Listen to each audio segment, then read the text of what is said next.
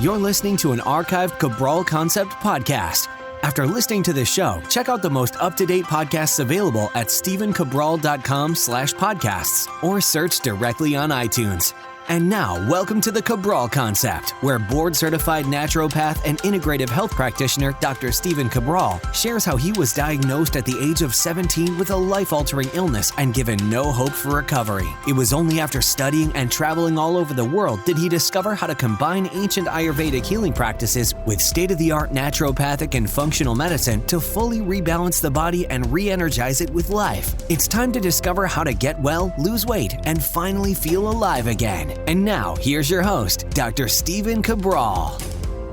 We are going to be going over the pros and cons of protein and their effect on blood sugar regulation, fat loss, and satiety, which is your ability to feel full after a meal. So if you're someone that feels hungry an hour, maybe 2 hours after a meal, today's podcast will certainly help.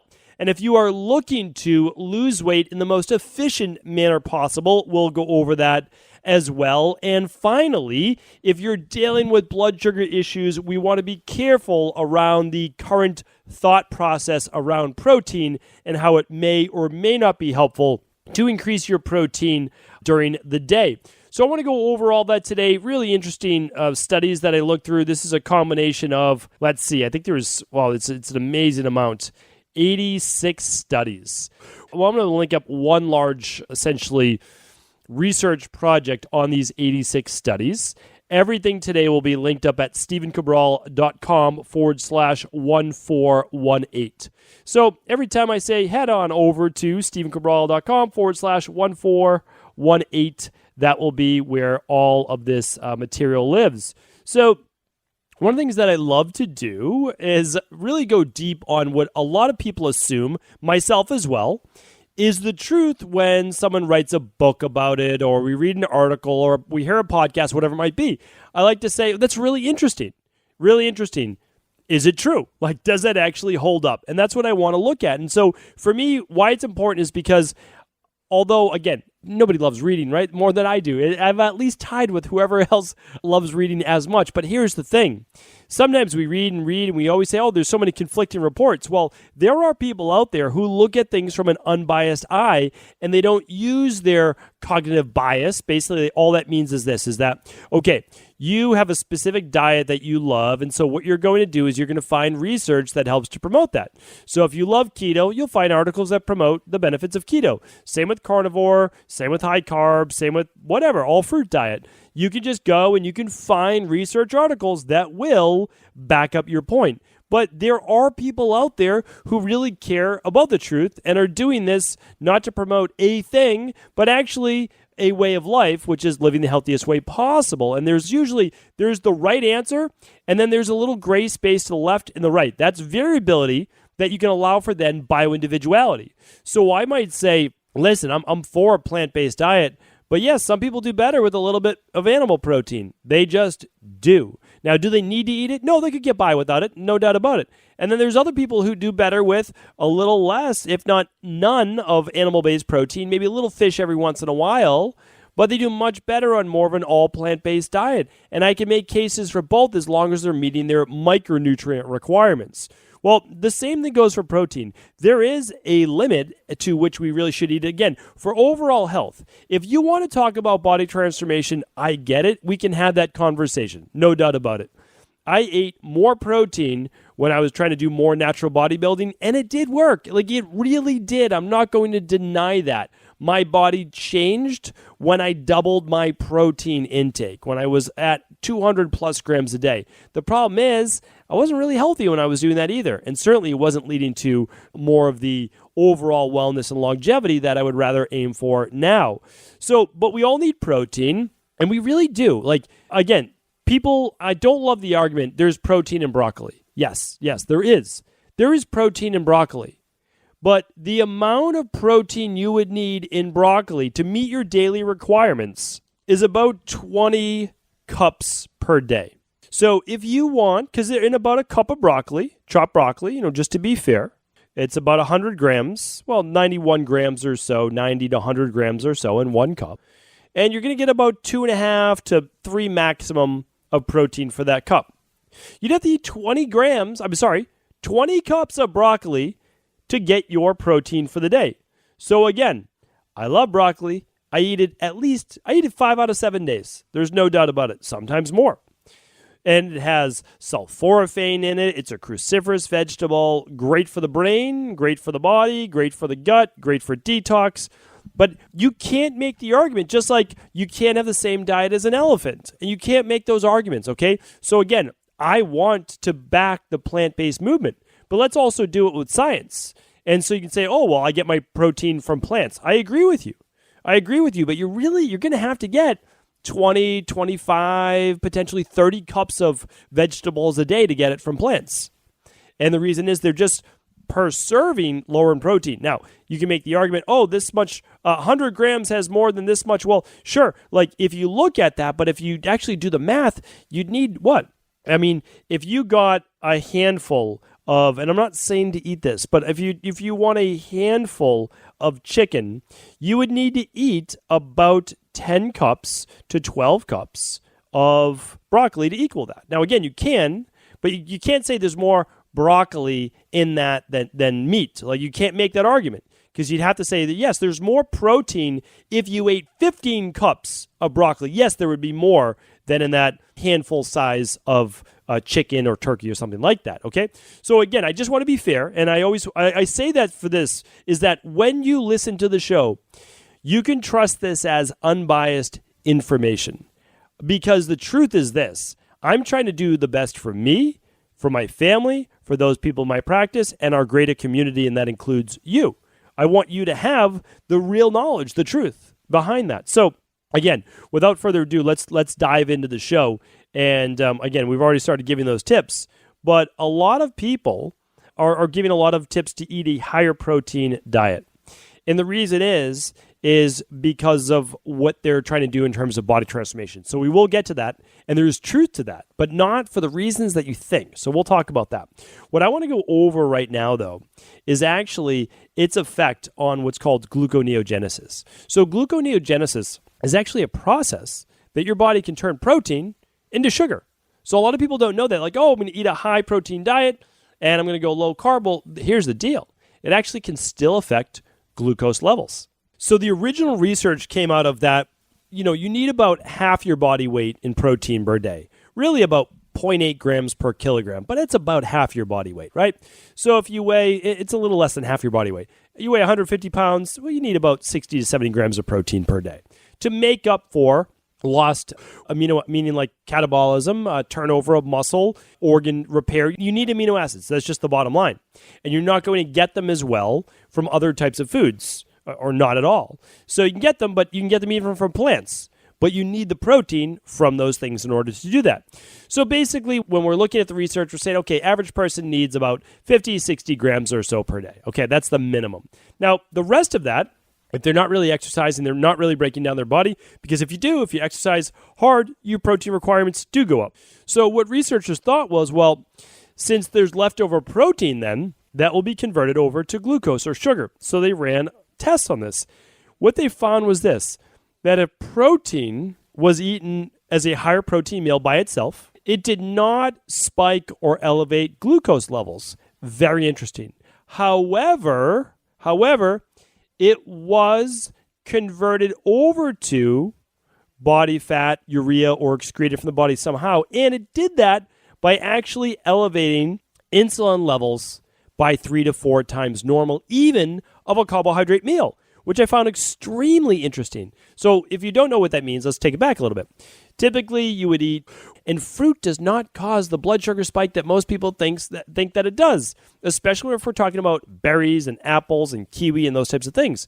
It actually happens more from processed food, from pasta, from bread, things that are turned into a flour. That, when you look at the diabetes-based research, that is what we're looking at. Those things spike blood sugar the quickest and lead to that rapid release of insulin. But even still, having a higher protein meal was 3 or 4x the amount of insulin. And it's one of the theories that scientists and researchers believe is why people are not getting elevated glucose levels always after a higher protein meal, but they are getting the spike in insulin. You can test this. Now, what happens? Well, if your body raises blood sugar levels, your body has to bring down those blood sugar levels. Too much arterial-based damage, and damage occurs all over the body with free radical damage and inflammation. So what your body does is it releases more insulin from the pancreas. And so the insulin then is supposed to unlock the cells in your body, and it's supposed to shuttle that in the glucose molecules into your cells, muscle tissue, liver, etc.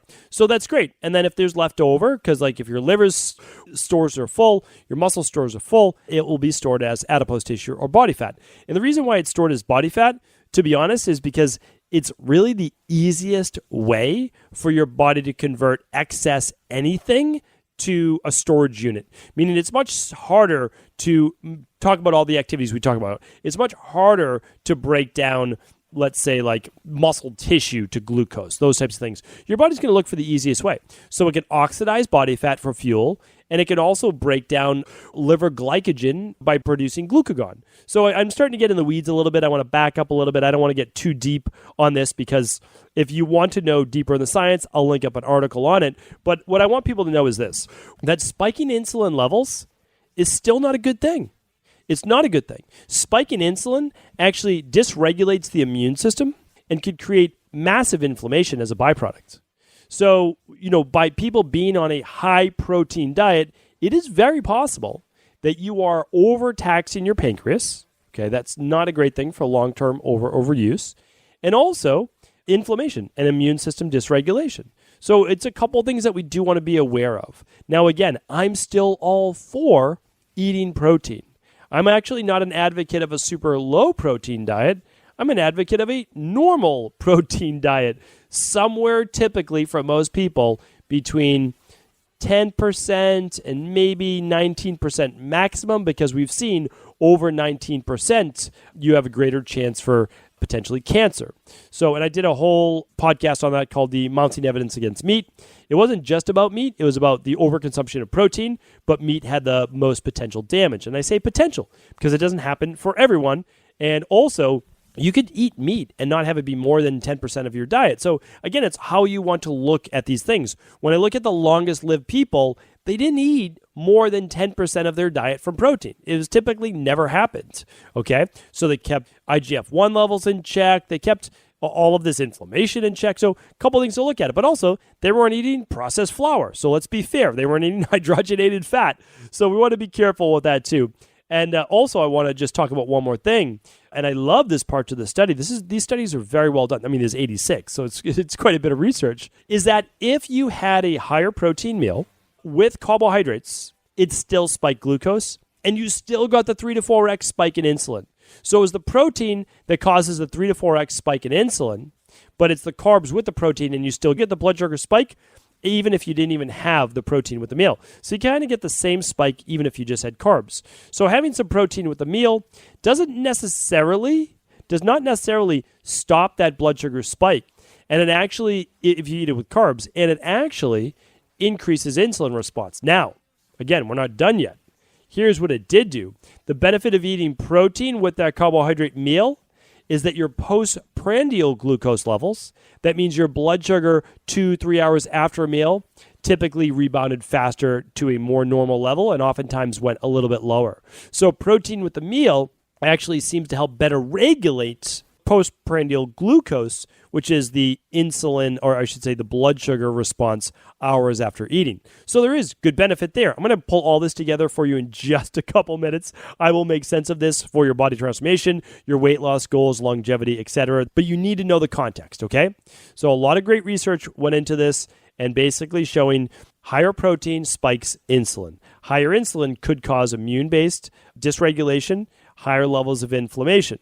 Protein with carbs, still got the insulin spike, still got the blood sugar spike, but better a couple hours after a meal. I'll get to that in just 1 second.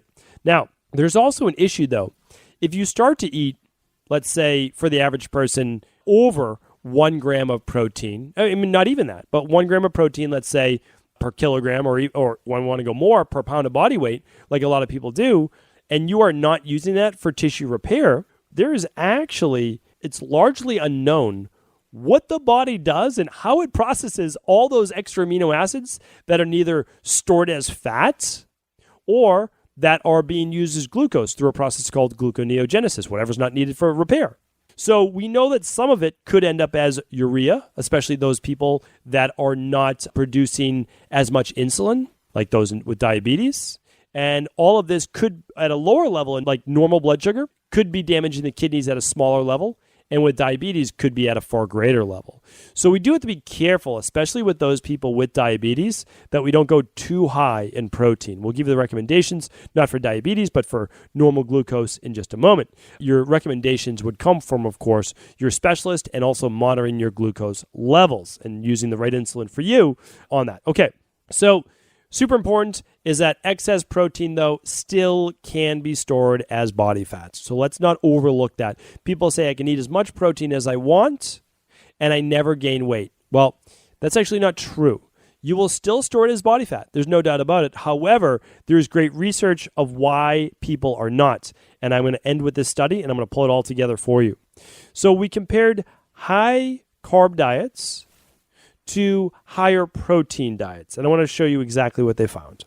So food was supplied to 50 subjects for 6 months, and it could be consumed basically whenever. The diets were low in fat. That means 30% fat. So I don't know if we'd consider that low, but it's what we'll say is a lower fat diet, 30%. And then there's a group with, 25% protein and 45% carbs. So 30 grams of fat, 25% protein, and 45% carbs. That's considered a higher protein diet because it is well above the 10 to 20% protein. And then, so that was one group. And then we have a second group that is 30% fat, same fat, 12% protein, and 58% carb. Okay? Probably a little closer, let's say, to the standard American diet. All right? Now, here's the thing, though. They just broke it up. They just broke this up in terms of food. We're not talking about quality food. We're just talking about carbohydrates. Okay? So at 6 months, here's the results. At 6 months, the high protein group had lost about 20 pounds, and their fat loss was about 17 pounds. So in 6 months, they lost 17 pounds of body fat and about 3 pounds of lean mass. That was for the high protein group. Now, compare that with the high carb group, and they lost 11 pounds, and they had fat loss of about 9 pounds. So the high protein group almost doubled the weight loss and fat loss results. Pretty interesting, right? And we found this. So just for some context, we found the same exact thing in my body transformation studio for the past however many years, like in that many people. We see the same exact thing. Same exact thing. And it's not just about water loss. People want to tell you when you go a little lower carb and you are eating more protein, you're only losing the weight because of water weight. That's actually not true. It will be true for the first week or 2 weeks or up to 3 weeks. And then after that, the weight you're losing, if you're checking your body composition, is actually body fat, like shown in this study. So what we want to look at is this, though, because there's a little bit more to this, okay? If you want to know, again, 30% fat, 25 protein percent, and 45% carb, and they got those results. And again, this is not a crazy exercise program. This is nothing wild. These are just normal results. 20 pounds over 6 months is really not that, it's a little over 3 pounds a month. It's still great. Don't get me wrong. It's great. But, we could double that in most people, like almost everybody, at least. So you can get way better results than this. However, here's what also was interesting in the study. It was not necessarily just because of the macros, meaning that they added more carbs up to 58%. The reason was satiety. And I told you I would get back to this. The reason was that over the course of the 6 months, the higher protein group ate about 8,000 less calories. They ate so much less calories. And that can account, if we look at it, for a fair amount in overall weight loss. Not all of it, but a fair amount. So what does this tell us? It looks at that you need to be using protein, one, to offset potentially more carbohydrates, especially if they're processed, but also protein is going to keep you satiated, so meaning full or longer, and it's also going to help keep you satiated until that next meal, because your blood sugar levels are not going to be erratic, meaning like you're not going to get the massive spike after the meal and then a huge drop a couple hours later. You're going to stay more level. And there's theories around this that protein may actually, some of those amino acids where we don't actually know where they're going, potentially for the next day, they could be used as part of that process of gluconeogenesis and actually converting proteins to carbohydrates or glucose. So that's an interesting theory that it actually could be used as needed in your bloodstream to produce that energy, right? So that's super important. Here's a couple big takeaways. In our practice, we always say this. If you are hungry an hour or 90 minutes after your meal, try eating more protein at that meal before. Super important. The other is this, is that many people that are intermittent fasting are not getting enough protein and they're not getting enough micronutrients in general. We won't talk about the micros today. But if you eat 2 meals, you're only eating 2 meals. And let's say even one of them is just plant-based and the other one has a little bit of fish or so to it, you might only be getting 30, 40 grams a day. It's actually very important to look at this. In the metabolic system that we'll be debuting for the new year, we make sure that each meal contains 15 to 20 grams of protein. Why would we do that over 3 meals? The reason is simple. Most people need right around that 60 grams per day. That's pretty much the minimum.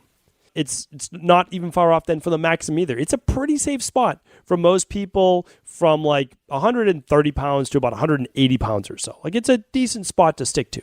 You can always go a little bit more, especially if you start to do more exercise and specifically resistance training where the muscle tissue is going to break down, especially type 2 muscle fibers. But I'm starting to get in the weeds again, so we'll get back. So again, about 15 to 20 grams each meal. And we're looking at keeping our protein still to about 10%, 15, upper limit of 19% or so of the diet. And we can use better quality carbohydrates, namely vegetables, especially in the beginning, cruciferous vegetables like broccoli I spoke about, that can round out the meal for additional protein. So for most people, like for example, when someone's doing a smoothie in the morning, their daily nutritional support, whatever they might be using, it's 15 grams of protein. But if you're adding a little bit of fruit or some veggies or some like whatever you're doing to make that into a smoothie, you can easily get another couple grams right there. So this is not difficult. You actually can get more protein from those plant-based meals. And on last Friday review, not last one, but the week before, I actually gave you a bunch of ways to get a high protein plant-based meal. So if you're vegan, great. Still shoot for about 15, 20 grams or so per meal, 3 meals per day. If you want to do a longer fast like 16-8, that's great too. We'll show you how to do that in a much more safe way come this new year, but you're still getting 3 meals per day. You can still eat 3 meals. You can still eat 3 meals in 8 hours. It's okay. You can still make it happen. You just have to make one of them very easily digestible, so no real work has to happen with the digestive system, so they can be in your system a little faster with far less energy expended. So again, takeaways, we need protein, about 10 to 19% of the diet. That's again what best longevity studies and also how much you need for your body. We want a little bit at each meal. It's going to help with the postprandial glucose. It's going to help with satiation. It's a natural appetite suppressant. I mean, that's basically it. And then if you're choosing better carbohydrates, I mean, that's really going to be the best of all worlds. Start to add in some movement, some 10,000 steps a day, some exercise. I mean, sky's the limit for what you could do in terms of body transformation. So hopefully this was helpful. I really kind of want to put the debate to an end of, is protein good or bad? Well, it can be both. It really can. It's good because we need it.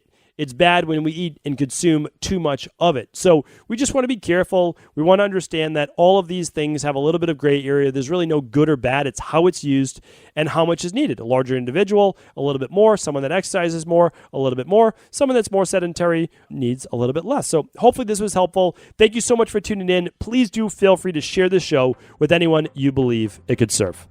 Are you ready to heal yourself and then go on to heal others? If so, the Integrative Health Practitioner Institute can help you discover proven functional medicine protocols that blend the best of 7 different healing disciplines from around the world. I personally share with you the exact handouts and protocols I use in my private practice that enable people to get well, lose the weight, and live longer, stronger.